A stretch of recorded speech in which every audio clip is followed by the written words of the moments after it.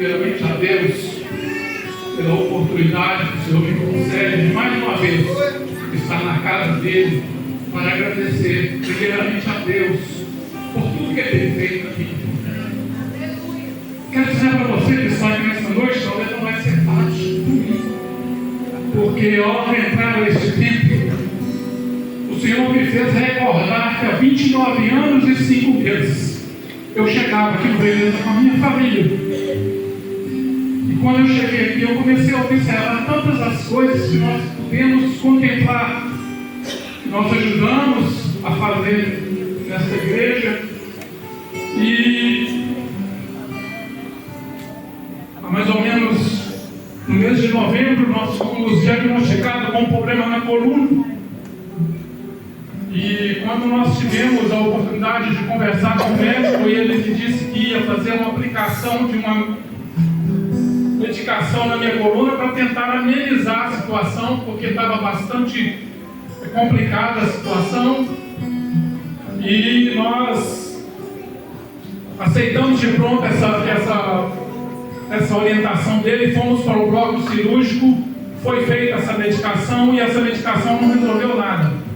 Assim nós retornamos para uma nova consulta e meu filho estava comigo e falou assim: olha, não tem outro jeito a não ser, como diz o senhor, passar a faca e resolver o problema. E foi marcado então para que o plano liberasse, para que fosse feita a cirurgia no mês de novembro. E o tempo foi passando e o plano liberava um material, não liberava o outro, passavam mais dias. E cada vez que o plano negava essa medicação para ser liberada, demorava 18 dias úteis para essa nova medicação ser liberada. Passaram-se novembro, dezembro, janeiro, e no dia 28 de fevereiro foi marcada então a cirurgia. E nós fomos orientados que seria uma cirurgia bem complexa, porque seriam colocados 6 parafusos na minha coluna, 2 peças de titânio e mais 2 discos que seriam substituídos da minha coluna, porque os discos da minha coluna já tinham sido gastos e os ossos de uma rótula com a outra estavam pegando com o tipo que estava dando muita dor. E assim nós fomos submetidos à cirurgia por volta de 8h30 da manhã até as 4h30 da tarde, onde nós ficamos no bloco cirúrgico, com uma cirurgia bem complexa. E assim que nós saímos do bloco, nós não estávamos entendendo o que Deus queria. Mas Deus tinha um propósito em tudo aquilo, naquele tempo, em tudo aquilo.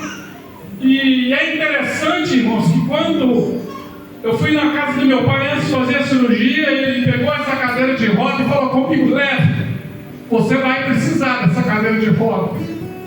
E eu virei para ele: mas o que eu vou fazer com a cadeira de roda? Ele falou: leva, porque você vai precisar da cadeira de roda. E eu não sou desobedecer meu pai, eu peguei essa cadeira de rodas, me ajudaram a levar até meu carro, eu peguei ela e levei para minha casa, sem entender nada. O dia da cirurgia chegou, nós fizemos a cirurgia, fomos levados para um quarto com 4 pacientes e fomos colocados do lado de um senhor que chamava Luiz. E esse senhor estava em estágio final de câncer. Esse moço chorava e gritava dia e noite. Eu fiquei com ele desde a hora que eu cheguei até no outro dia. Esse moço não deixou eu dormir. Eu pedi à enfermeira que me desse um remédio mais forte para tomar, porque eu não estava conseguindo dormir com os gritos daquele moço que gritava incessantemente. Em dado momento nós fizemos amizade com esse moço, e quando nós conversávamos com ele, transmitia a ele uma paz muito grande. E a família desse moço foi chamada para que despedisse dele. Foi levado dentro daquele hospital no 2º andar do Felício Roxo uma criança de 1 ano de idade, uma menininha, e abraçou com aquele avô que estava bem debilitado, e como se tivesse despedido deles, tiraram ela e toda a família despediu daquele moço. E eu estava sem muita força, porque eu não tinha conseguido dormir à noite, tinha ficado o dia sem dormir, estava alimentando muito pouco, sentindo muitas dores. E em dado momento, o esposo da irmã Liliane Sandré estava comigo, e Deus falou comigo: chegou a sua hora, você veio aqui para falar com esse homem.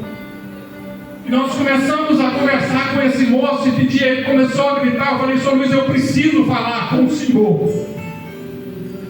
E aí ele parou e a esposa dele chamou a atenção para que ele ouvisse que eu tinha que falar. Ela era muito católica. E aquela mulher ficou prestando atenção no que eu iria falar com ele. Eu comecei a falar com ele: Sr. Luiz, o senhor acredita que Deus pode fazer algo especial na vida do senhor? O senhor acredita que Deus pode mandar alguém que tirou da cova para poder falar com o senhor de um lugar de paz, de um lugar de tranquilidade? E aquele moço começou a ouvir o que eu estava falando, e cada vez que eu falava, a mulher, a esposa dele, me pedia para que eu parasse de falar que eles eram católicos, que ela não queria saber de nada de outra religião. Quanto mais ela mandava eu parar, mais eu falava de Jesus para aquele homem. E em dado momento, aquele homem começou a sussurrar: eu quero. E ela mandava eu calar a boca, e mandava ele calar a boca, e ele gritava mais: eu quero. E eu gritava com ele que você precisa receber Jesus como Salvador. Existe um lugar de paz além desse lugar que você está vivendo. Não tem dor, não tem dificuldade. E aquele moço já começou, em vez de gritar, ele começou a gritar: eu quero.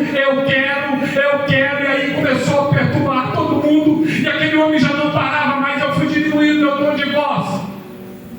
E a mulher gritava: moço, para, pelo amor de Deus, eu não quero ouvir a sua voz. E eu continuava falando. E aquele moço foi gritando, até que ele já não aguentava mais gritar. O câncer já tinha tomado conta de todo o seu intestino. E um dia antes, eles tinham levado para tirar líquido no intestino dele. Tiraram 6 líquidos de água no intestino dele. Daquela hora em diante que ele dizia que ele queria, ele já não sentia mais dores. A noite chegou, aquele homem dormiu. E quando chegou a amanhecer de outro dia, como diz no presídio, que a liberação chegou, e naquele dia a alta cantou para mim. E quando eu estava preparando para vir embora, a Beth já estava me esperando, eu estava guardando uma cadeira de roda, porque lá você só sai na cadeira de roda. E aí quando eu cheguei na beirada da cama daquele moço para despedir dele, eu não consegui ver, porque estava coberto. E ele tinha uma visão dele, não enxergava, ele enxergava só com o olho, ele já não estava enxergando mais, os olhos fechados. E eu disse para a esposa dele, ela estava com muita raiva de mim, para ela: quando o Sr. Luiz acordar, despede dele para mim, porque foi muito bom ter o Sr. Luiz como companheiro de quarto. Eu estou indo embora, mas fala com ele que o meu plano com ele era de nós dois sairmos aqui juntos. Mas infelizmente eu estou indo embora e só Deus sabe o que vai acontecer com o Sr. Luiz. E quando eu voltei, eu olhei aquele moço, eu não vi o moço mais. Eu vi um lençol todo branco, com um sintoma todo azulado, coberto, aquele moço todo. E uma voz falou comigo: está nos braços do Pai. Eu saí dali. Quando eu falava com aquele moço, o Santo André perguntou para mim: aí, o que o senhor me diz disso? Eu falei: você lembra do ladrão na cruz? Ele não teve a oportunidade de conviver com Jesus, mas ele teve uma oportunidade ímpar de estar com Jesus. E Jesus disse para ele: ainda hoje estarás comigo no paraíso. Esse é o ladrão da cruz. E quando eu saí dali, Deus falou comigo: sabe por que eu te trouxe aqui? E demorou tanto tempo. Foi para falar de Jesus para aquele moço, o Sr. Luiz. Eu fui embora para a casa da minha sogra, porque a Beth não tinha condições de conduzir até em casa, porque ela estava passando mal com dengue. E na noite que nós estávamos na casa da minha sogra, eu tomei um tombo. Eu caí de costas em cima das pernas da Beth, que estava deitado próximo à cama que eu estava deitado. Nós viemos embora, não senti nada naquela hora, e 4 ou 5 dias depois eu comecei a sentir uma dor muito forte do lado direito. Aí nós achávamos que era problema de intestino, porque já tinha bastantes dias que eu não ia ao banheiro. E o intestino todo preso, e aquela dor foi aumentando. Eu passei a noite gritando de dor. Quando foi no outro dia, a Beth saiu para trabalhar. E quando ela saiu para trabalhar, aquela dor foi aumentando por volta de 11 horas da manhã. Eu levantei para ir ao banheiro, e quando eu voltei, eu já não tive condições mais de sentar no sofá, e eu segurei no marco da porta da minha casa, peguei o celular e gritei, já procurei um Uber para poder chamar, vi a possibilidade de quanto tempo demoraria para aquele carro chegar para me socorrer. E a Uber estava falando que demoraria 12 minutos. E eu já aproveitei, já acionei a Uber e liguei para a Beth e falei: vem me levar embora para o hospital, porque eu estou morrendo. Eu não estou aguentando respirar. Assim que a Beth chegou em casa, ela queria me levar no carro. Eu falei: não, a Uber já está chegando para nos levar, encosta o carro, deixa aí, porque eu não vou voltar para cá, eles vão me internar. E assim que nós chegamos no hospital, irmãos, parecia que tinha todos os doentes de Belo Horizonte estavam naquele hospital. Todos. O hospital estava gente do lado de fora do hospital, aguardando o atendimento. E eu estava recém-operado, com a dor do lado direito, e a mulher falou com a minha esposa: leva para a área da ortopedia, porque aqui dentro ele não vai conseguir vaga.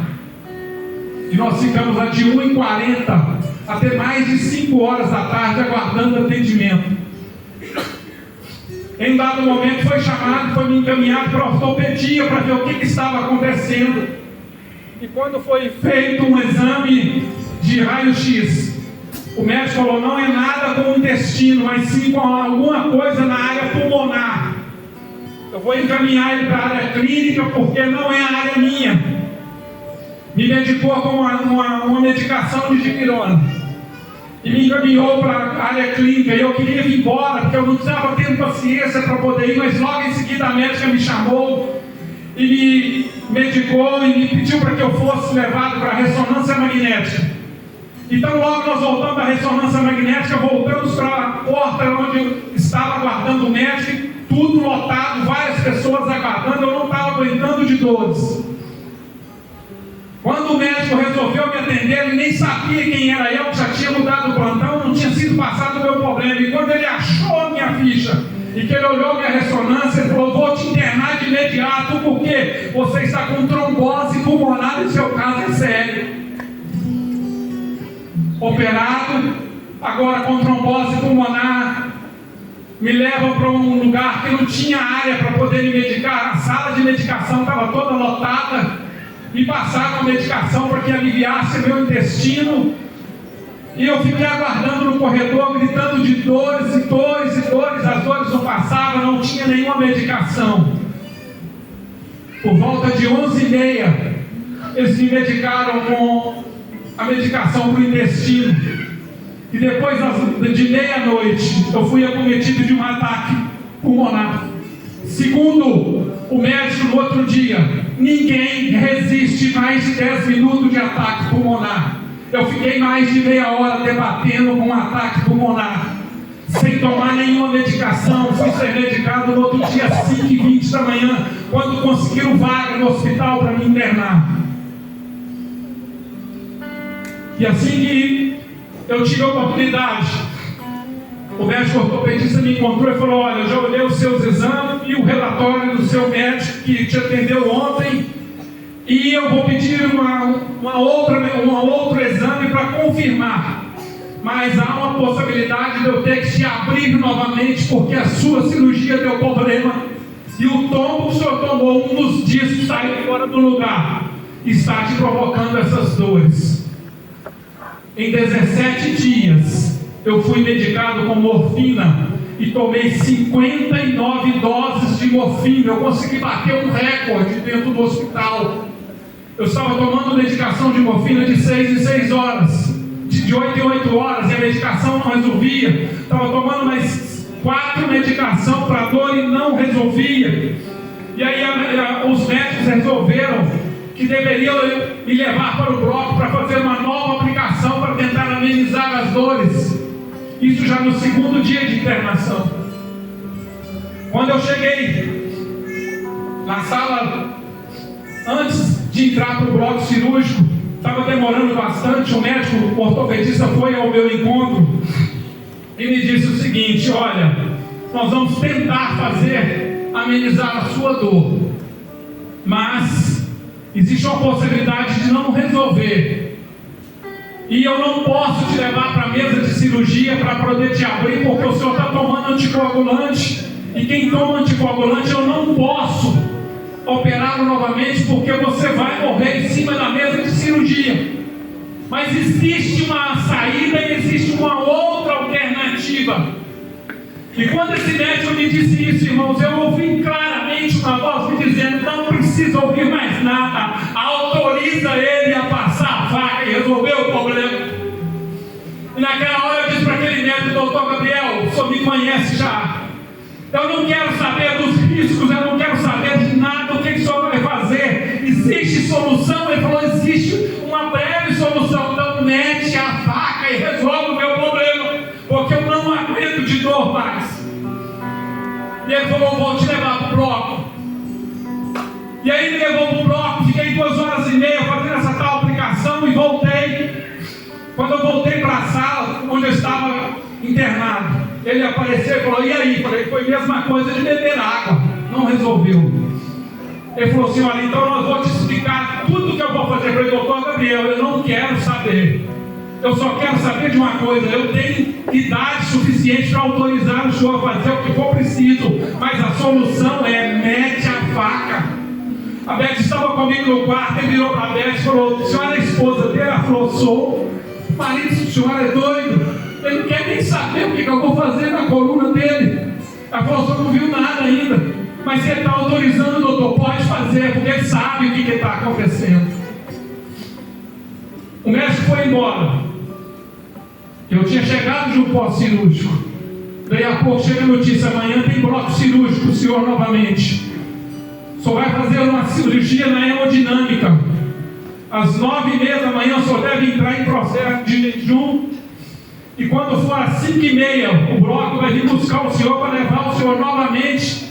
Vai inserir um catéter na sua virilha, vai levar um stent até o seu coração, vai colocar esse stent, chegando em cima da sua válvula cava, eles vão abrir esse stent para poder abrir uma peneira, como se for uma peneira, para peneirar o seu sangue, para não passar coágulo, porque se passar coágulo, você não sai da mesa de cirurgia. Falei: já está tudo lascado mesmo, seja o que Deus quiser. Fui para o bloco cirúrgico. Terceira cirurgia. Deus, aleluia. Assim que eu cheguei na cirurgia, por volta de 8h30 da noite, eu estava com muita fome, não tinha comido nada durante o dia. Eu não lembro se era o Zé Carlos que estava comigo, mas se eu não me engano era o Zé Carlos que estava comigo naquela noite. E eu pedi que ele fosse num samba em frente ao hospital e comprasse um sanduíche para mim, para ele, porque eu estava com muita fome. E aí, assim que eu estava comendo aquele sanduíche, a gente tinha muita liberdade com as enfermeiras. E quando a enfermeira, que era a chefe, entrava na sala da gente, que a gente estava internado, alguma notícia ruim vinha. E ela entrou com aquele sorriso e falou: bonito, né? Comendo sanduíche e me convidar. Eu tenho uma notícia boa para você, mas eu tenho uma ruim para você também. Tem bloco cirúrgico, o senhor, amanhã cedo. E o senhor vai entrar em jejum dentro de 1 hora novamente. E aí o senhor vai ser submetido à cirurgia da coluna amanhã, por volta de 9h30 da manhã, o senhor vai ser levado ao bloco cirúrgico. Só que naquela hora, irmãos, eu comecei a pedir: Deus, se o senhor me trouxe até aqui, o senhor passa comigo, que eu estou indo para a 4ª cirurgia. Quando foi 8h30 da manhã do outro dia, chega o enfermeiro dizendo: o senhor já tomou banho? Eu falei: não, o horário marcado é 9h30. Ele falou: não, o bloco liberou mais cedo, porque não está tendo vaga nos blocos. O hospital é tão pequeno, o bloco, irmão, são 28 blocos cirúrgicos assim, um do lado do outro, estava tudo lotado. E falou: abriu uma vaga mais cedo e pediram para que levasse o senhor para poder adiantar a cirurgia, porque a sua cirurgia vai ser longa. E desce eu de novo para o bloco. Quando foi 8h40, já passaram comigo, nem na sala de espera passou, já entrou comigo direto, já me levaram com aquela roupa, aquele camisolão e tudo, aquela touca, e toda a vestimenta, eu já saí paramentado lá do quarto. E quando nós chegamos, que começou todo o procedimento, que eu já conhecia, eu já tinha passado pelaquela cirurgia, o anestesista que estava assistindo, a médica anestesista veio conversar comigo, e aí já não era mais soro que eles iam me dar, Eles vieram com um capacete para colocar no meu nariz com um gás para me anestesiar.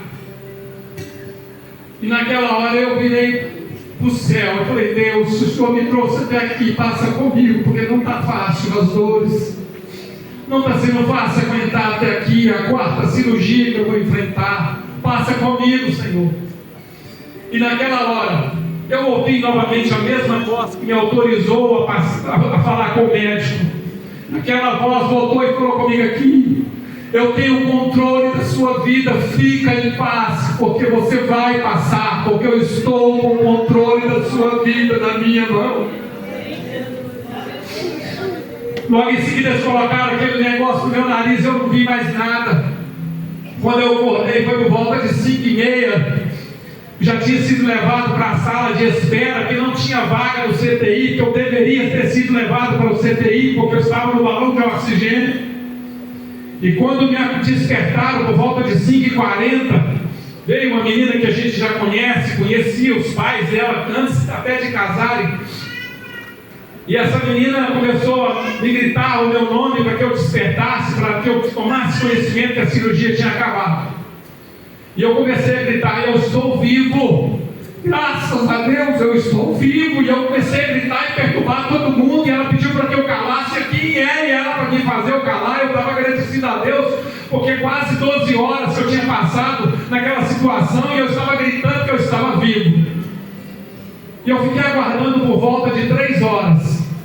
Quando mediram a minha glicose, falaram comigo: o que está acontecendo? Você não tem glicose, não tem açúcar no seu sangue. Eu não como açúcar. Já tem 1 ano e tanto que eu não como nada que contém açúcar. Pois é, o médico passou 2 litros de soro com glicose. Só vai ter que tomar esse soro e não pode ser desligado do balão de oxigênio. Nós ficamos ainda mais ou menos umas 2 horas. Nós fomos à noite já para o quarto. E antes de ir para o quarto, eles pediram que eu esperasse, porque tinha que ser uma maca própria para me conduzir até aquele quarto, porque eu não podia ser deslocado sem um balão de oxigênio. Nós fomos levados para o quarto e ficamos o resto da noite, no outro dia, o dia inteiro no balão de oxigênio. E 2 dias depois, o médico ortopedista viu, eu estava com uma sonda na urina, e estava com um catéter dentro da cirurgia para drenar a cirurgia. E ele falou assim: olha, está tudo bem com a sua cirurgia, eu já pedi às meninas para tirar o catéter da sua urina, e nós vamos tirar o catéter que está drenando, e eu vou te liberar de alta. Isso foi no sábado pela manhã. E quando ele tirou aquele catéter, estava tudo tranquilo. Os médicos da clínica compareceram e falaram: nós já entramos em contato com a ortopedia, está tudo liberado, nós vamos liberar a alta para o senhor ir embora. Isso era 9 horas da manhã. Aí a Beth me levou ao banheiro, nós tomamos banho, comecei a colocar roupa, quando estava tudo pronto, a Beth lembrou que tinha uma medicação que eles tinham esquecido, ela foi até o posto para poder avisar os médicos para que fizesse a referida receita médica. E quando a Beth voltou, eu estava gritando de dores, estava gemendo, sentindo muito frio. Automaticamente eu já tinha chamado as enfermeiras, já veio com aquele aparelho de medição. Quando foram medir a minha temperatura, eu estava dando 39,8 de febre. Acionaram a equipe da clínica médica, veio aquele tanto de médico novamente, conferiram a medida da temperatura e falou: prepara um coquetel, nós temos que entrar com antibiótico. Ele pegou alguma coisa, nós temos que combater. Eu olhei para um lado e para o outro e falei: por que tem que acontecer tudo comigo? Já tinha bastante dias que eu estava dentro daquele hospital, já tinha feito 4 cirurgias. E aí chegou uma menina com uma bandeja, que eu nunca tinha visto um tubo de ensaio tão grosso daquele jeito para tirar sangue. Tiraram vários tubos de ensaio para poder levar para fazer o exame de sangue. E os médicos falaram: nós vamos entrar já com um tipo de antibiótico, nós não sabemos com o que nós estamos mexendo. Mas o certo é: o senhor está com alguma infecção e a coisa não está boa. E aí tiraram meu sangue, me ligaram naquela medicação super forte, e morfina em cima de 6 em 6 horas, toda hora dava dor, de 6 em 6 horas, morfina e mais medicação, e nada da dor parar. Passou o sábado o dia inteiro, febre não baixava. Quando foi pela madrugada, por volta de 3 horas da manhã, a febre conseguiu chegar a 37 graus. E aí aquela febre foi sendo mantida, quando foi na segunda-feira cedo. Chega os médicos e tem uma notícia não muito boa para o senhor. Nós já temos o nome da bactéria.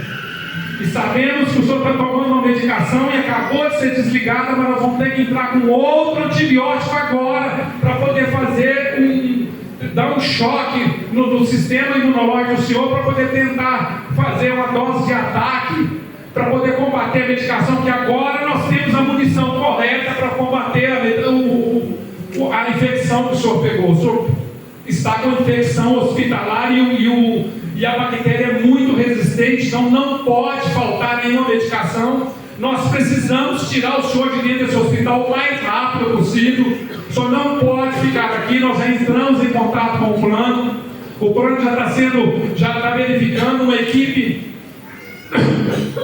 de enfermeiros que vai estar cuidando do senhor na casa do senhor com o home care. De 3 em 3 vezes ao dia vai uma equipe de enfermeiros na casa do senhor para medicar o senhor. Essa equipe vai ser monitorada por uma empresa que vai mandar a medicação toda a sua casa. E aí nós ficamos aguardando para que o plano liberasse. Ficamos por 3 dias ainda aguardando essa medicação ser liberada e essa empresa ser liberada. Quando foi no dia 25 de março, foi liberada a alta, meu filho foi me buscar e nós ficamos em casa aguardando a medicação. Não foi fácil. Eu quero aproveitar a oportunidade para agradecer. Tem alguns dos enfermeiros que a Célia, parece que eu vi o Ricardo. Célia e Ricardo está ali atrás, foram 2 dos enfermeiros que cuidaram de mim. 2 irmãozãos que eu arrumei. 2 pessoas que me ajudaram na caminhada. Não foi fácil. Nós tivemos que tomar 120 doses de medicação chamada Meropenem. E não foi fácil porque no primeiro dia eu estava aguardando a medicação e não podia faltar. O que acontece? A empresa não manda a medicação. E eu comecei a entrar em desespero. Eu tinha que tomar a medicação às 22 horas, a empresa não chegou a tempo para mandar a medicação. No outro dia, 6 da manhã, eu teria que tomar a medicação novamente, a empresa não chegou com a medicação. A medicação foi chegar por volta de 8h50 da manhã, que foi começada a dar início. Logo em seguida, passaram-se alguns dias, a enfermeira que estava cuidando de mim faltou, não foi, teve que acionar uma equipe onde entrou o Ricardo e Célia para poder cuidar de mim. Passaram 4 dias. O que acontece novamente? O enfermeiro não vem. Não conseguia contato com ninguém, a empresa responsável não conseguia deslocar uma ambulância para poder me atender, porque ele não podia ficar sem medicação, porque eu fui informado pelos médicos que se ficasse sem medicação, a bactéria alimentava daquela medicação e se tornava resistente àquela medicação e não tinha outro medicamento para me tomar. Sabe o que nós fizemos? Falei com a Beth, levanta. Eu vou me automedicar, eu não vou morrer. Eu vou aplicar esse remédio em mim mesmo. Prepara tudo aí, eu vou me higienizar, vou lavar as minhas mãos, vou colocar as luvas. Eu tenho mais de 120 dias dentro de um hospital e isso não vai me impedir de me automedicar. Eu consigo aplicar injeção em mim mesmo, uma medicação dessa não vai fazer diferença. E eu liguei para a empresa e ela falou que não conseguia chegar com menos de 1 hora na minha casa. Eu falei, pode deixar que eu vou resolver. E eu pedi Deus misericórdia. Eu entrei para aquele quarto, peguei a medicação que é um pó, coloquei o soro dentro, balancei do jeito que eu via eles fazendo todos os dias. Sentei no sofá e pedi a Beth para segurar o catéter que ligava a minha medicação. Só para resumir, não ficou nas 4 não, eles colocaram eu no bloco cirúrgico depois mais 2 horas e meia para colocar um catéter do meu cotovelo até em cima do meu coração para que eu fosse medicado com essa medicação. Foram 5 cirurgias em 23 dias de hospital. E aí, resumindo, nós tomamos essa medicação, ligamos para a empresa. E quando eu liguei, a menina começou a me xingar e falou assim: com ordem de quem que o senhor fez isso? O senhor não pode fazer isso. Falei: minha filha, dentro da minha casa, primeiro é Deus, e depois quem manda sou eu.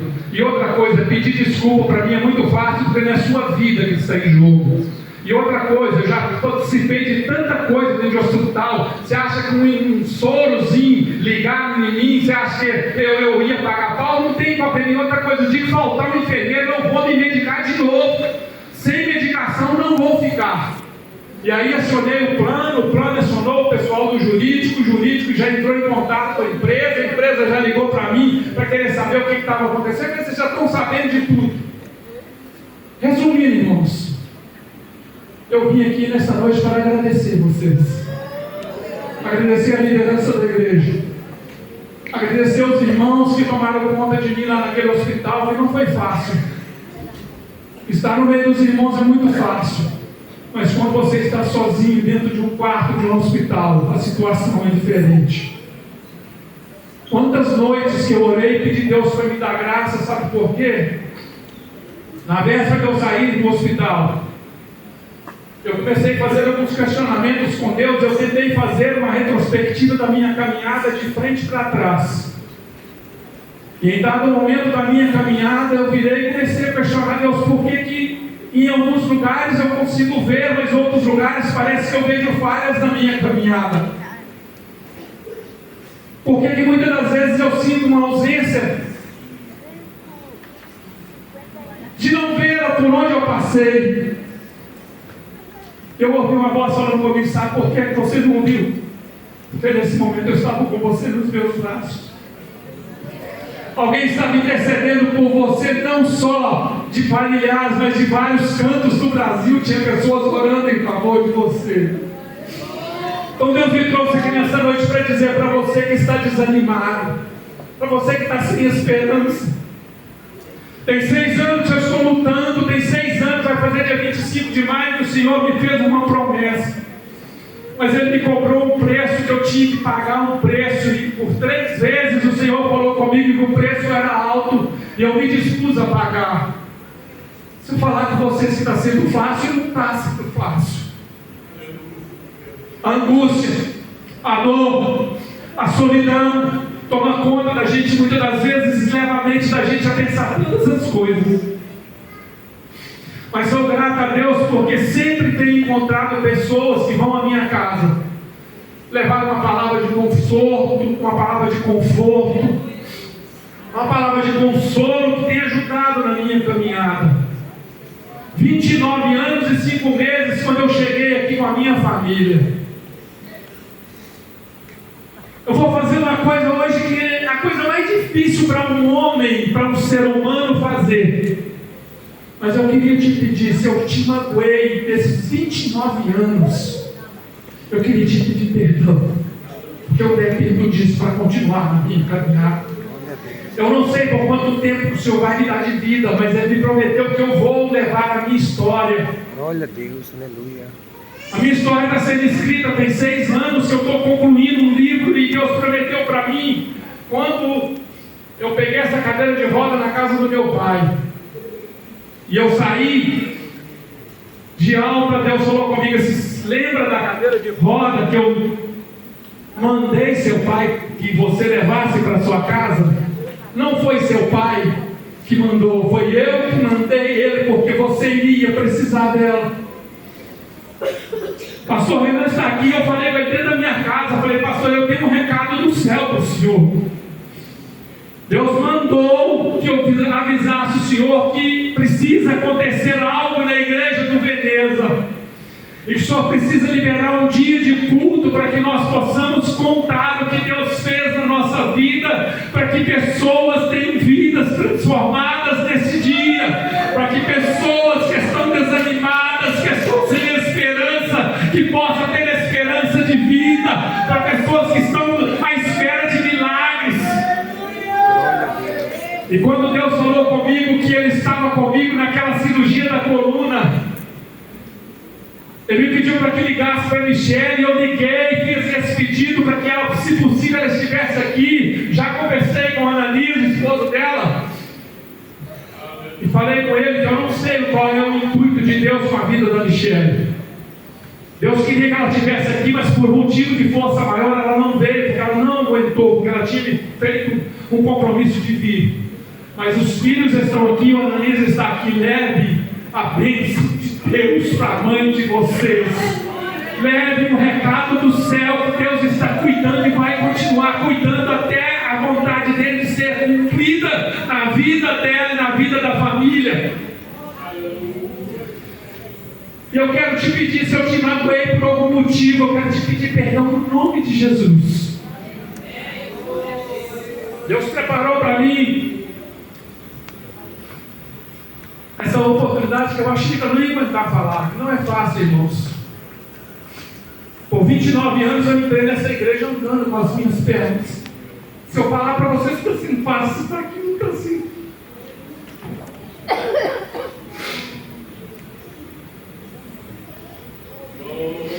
Eu tentei ensaiar essa fala minha, mas é difícil aguentar, ficar sem chorar, porque não é fácil aguentar o que eu estou aguentando. Mas Deus me deu uma mensagem lá no hospital, no livro de Mateus, no capítulo 14, no versículo 27, dizendo assim: Jesus, porém, me falou logo, dizendo: tende bom ânimo, sou eu, não temas.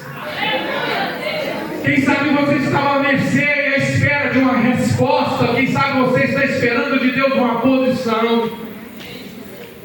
Mas quem sabe nessa noite está faltando você baixar um pouquinho a bola. E Deus me trouxe na cadeira de roda para dizer para você que eu entrei aqui durante 29 anos andando com as minhas pernas. Hoje eu não consigo andar daqui ali sem escolar em alguma coisa, porque eu não tenho pernas para isso. Tem 3 meses que eu estou de cama.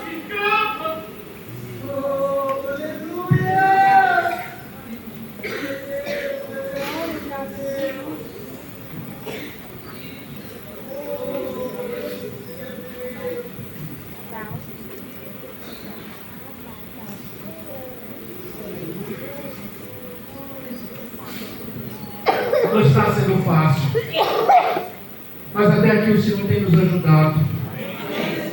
E o Senhor me prometeu, irmãos, que nesse ano ainda Ele vai preparar pessoas.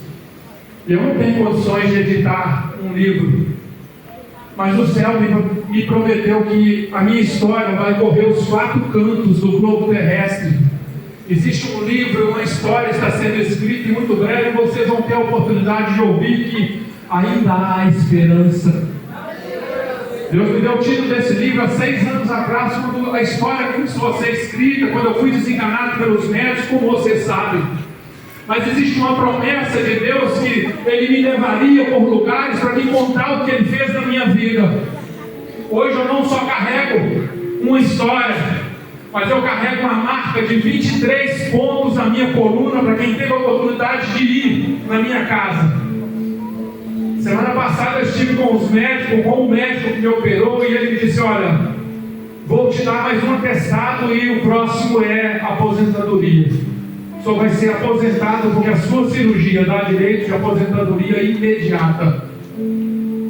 Eu não sei o que Deus quer comigo, mas Deus me leva em lugares para poder ficar sozinho.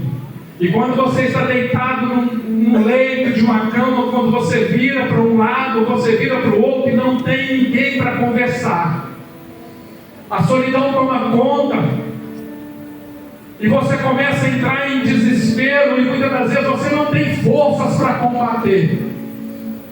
Eu lembro que um dia eu entrei no banheiro e falei: Deus, o que o Senhor quer de mim? Porque eu 5 cirurgias, eu estou com dores ainda, e as dores não passam, 5 medicações. Depois eu fui sair e fui fazer as contas, 59 doses. A enfermeira falou: ninguém nunca tomou tanta dose de morfina como o senhor tomou. E no dia que eu saí do hospital, eu me receitaram algumas medicações, mas só para dor de cabeça, porque eu tenho uma dor de cabeça contínua. Mas eu tenho aprendido a viver dependendo de Deus. Eu como eu disse aqui até agora, eu não sei até onde Deus quer me levar com isso, mas eu sei de uma coisa: Deus quer trazer uma palavra de conforto para o seu coração nessa noite.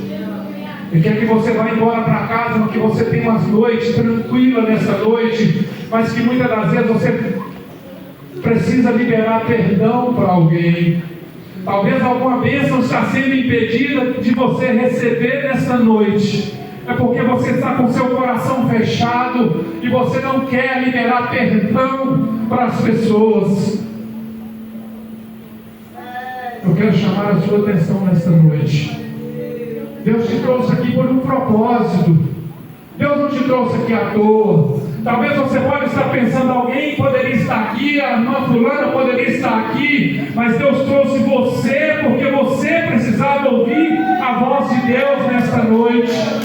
Quem sabe você tem orado, tem buscado de Deus, mas a resposta está perto de você e você está com medo. Quem sabe você está com Pedro dentro do barco, a água está tomando conta, o mar está revolto, mas Jesus está bem pertinho de você.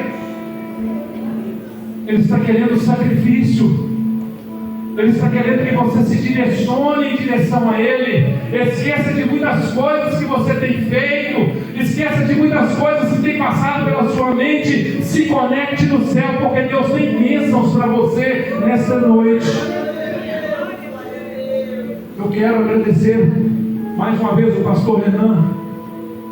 Quando eu fiz um pedido a ele, ele falou comigo que eu podia ter pedido, e se eu estiver mentindo, ele vai me desmentir. Dentro da sala da minha casa, quando eu disse para ele que Deus tinha mandado eu dizer para ele: você poderia ter pedido que eu, sem ameaça, eu já liberava. Agora com a ameaça que eu libero mesmo. Porque eu falei com ele: olha, se o senhor quiser desobedecer, o céu mandou avisar que acerta com o senhor depois. Então, quem sabe o céu te trouxe aqui para poder acertar suas contas nessa noite. Quem sabe Deus te trouxe aqui para você ouvir uma criança contar a história da Bíblia, para você entender que Deus usa criança, mas Deus usa um homem também que já usou para ajudar a construir, para ajudar a colocar esses vidros, para ajudar a colocar ar-condicionado, para ajudar a fazer esse piso, para ajudar a ilustrar esses bancos. Deus nos trouxe aqui nessa noite para alertar você, para você ser crente e não ser incrédulo.